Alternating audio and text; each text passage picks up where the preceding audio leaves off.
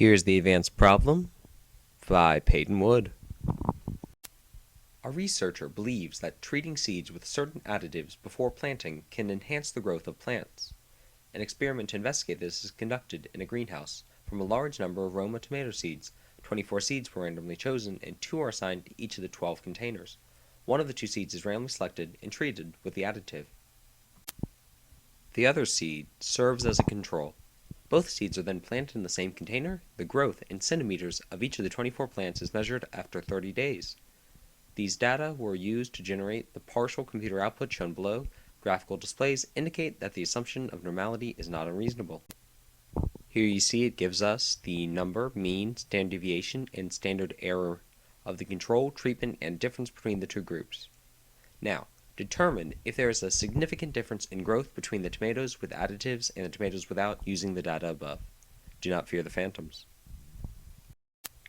Allowing the mean of D to represent the mean difference in growth in centimeters between tomato seeds with additives and those without additives, our null hypothesis is that the mu of D equals 0, while our alternative hypothesis is that the mu of D does not equal 0. The problem stated that the seeds were randomly selected and that normality can be assumed. We will have to assume that the population of tomato seeds is at least 10 times greater than the sample size used, which is 12.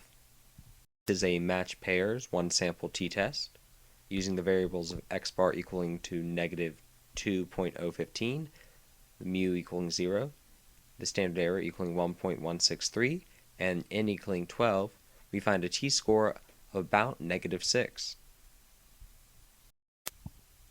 From this unusually large t-value, we can infer that the p-value is lower than 0.0005 as taken from Table C.